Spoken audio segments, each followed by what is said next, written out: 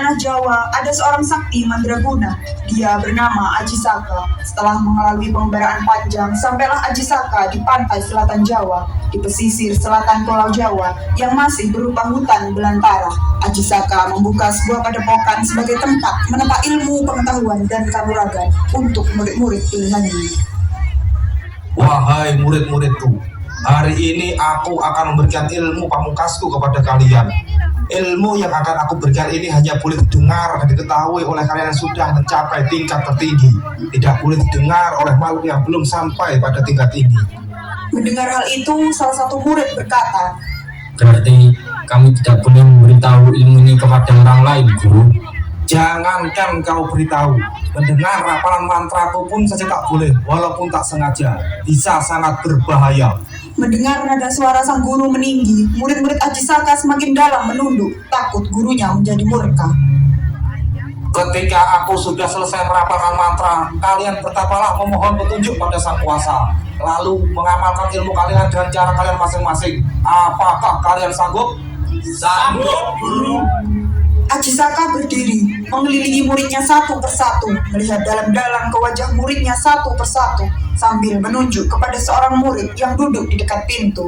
Kau, lihatlah keluar sana. Jangan sampai ada manusia satupun di dekat sini. Sang murid bergegas keluar ruangan padepokan, berjalan mengelilingi padepokan. Setelah memastikan tidak ada orang sama sekali, murid tersebut kembali masuk ke dalam padepokan dan melapor kepada sang guru. "Sudah aman, Guru." Setelah mendapat laporan dari muridnya, Aji Saka memerintahkan muridnya untuk bersiap. Para murid bersilang, memejamkan mata sambil menyimak dengan khusyuk rapalan mantra dari Aji Saka. Tak disangka di luar padepokan ada seekor ayam betina yang mencari makan, mengais-ngais tanah dengan kedua cakarnya. Begitu Aji Saka selesai merapal mantra, seketika itulah ayam betina tersebut bertelur. Sudah selesai murid-muridku.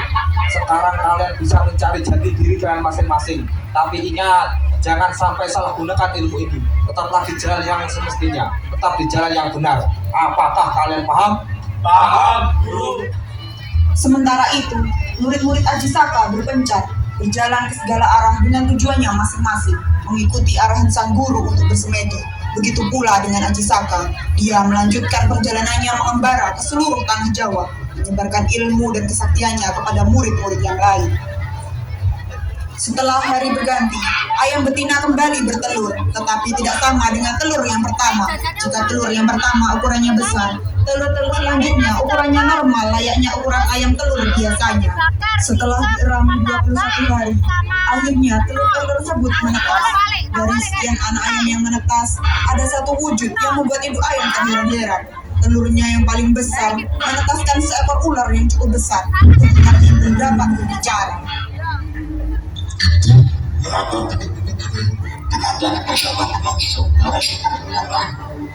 "Pun, aku tak mengerti, wahai anakku. Aku juga tidak tahu." "Iya, anakku, kau adalah anakku. Tapi, kala itu aku tak mengerti. Aku tiba-tiba bertelur ketika aku mencari makan di sini, sehingga kuputuskan untuk membuat sarang di sini." Dalam kebingungannya, anak ular terus bertanya-tanya kepada siapa saja yang ditemuinya. Suatu ketika, dia bertemu dengan seorang tua jauh dari tempatnya menetas.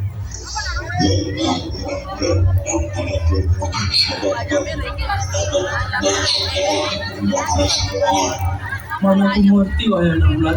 Adakah aku percaya kepadamu bahwa kau adalah anak ayam, sedangkan tubuhmu dibentuk ular besar seperti ini?"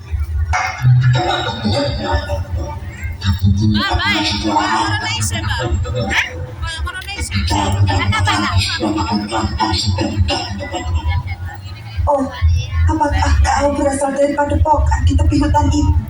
"Kalau benar, hanya Aji Saka yang bisa menjawab siapa bapak. Dia adalah orang sakti mandraguna yang banyak mengerti tentang banyak hal di tanah Jawa ini." Setelah mendengar penjelasan dari lelaki tua yang ditemuinya, anak ular kembali melanjutkan perjalanan. Hari demi hari, bulan berganti, tahun berganti. Akhirnya tubuh anak ular semakin membesar, berubah menjadi ular raksasa. Pada akhirnya, dia dapat menemukan tempat tinggal Aji Saka. Anak ular yang kini menjadi ular raksasa bertanya kepada Aji Saka,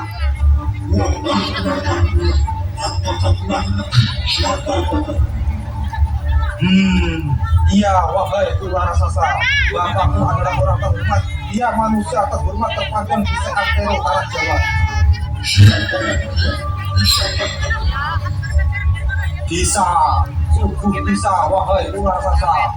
Tapi tidak sekarang. Kau harus berubah wujud menjadi manusia, tidak seperti wujud yang sekarang ini.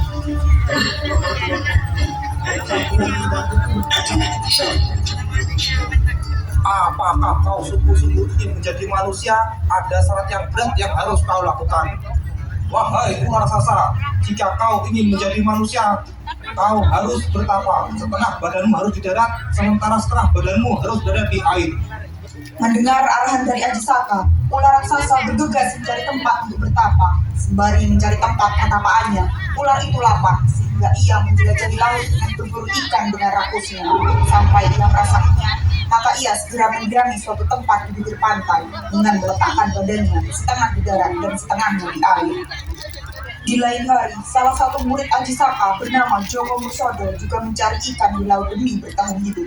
Mencari ikan di laut merupakan salah satu tradisi masyarakat pesisir. Akan tetapi, tidak satupun ikan yang dia dapatkan. Dengar dari warga bahwa seluruh ikan dihabiskan oleh naga yang sudah bertapa selama setahun di kaki gunung.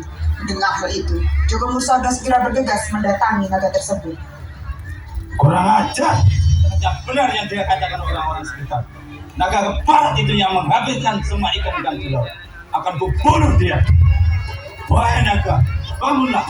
Apakah benar kau yang menghabiskan ikan-ikan di laut ini?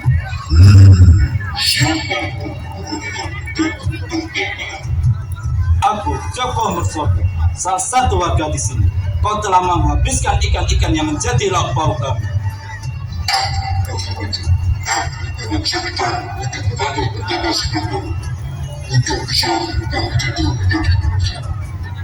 Mendengar hal itu, tidak ada satupun yang dipercaya oleh Joko Mursodo. Ia tetap ingin berniat menghabisi naga itu agar warga setempat bisa mendapatkan ikan kembali. Aku tidak percaya ucapanmu. Pergilah dari sini. Pertempuran penuh emosi keduanya pun terjadi. Joko Mursodo dengan senjatanya melawan Nokrojo. Warga pun menyaksikan pertempuran itu dan memberikan Joko Mursodo berhasil yaitu tombak Nina pada jantung Nokrojo. Nokrojo pun tewas tepat di kaki gunung dan badannya terbelah antara kepala, badan, dan ekornya. Badannya yang bersisik besar dengan warna abu menyerupai batu dikembalikan ke pertapaannya dengan setengahnya di darat dan setengahnya di air. Saat itu juga kawasan itu diberikan nama Pantai Watu Ulo.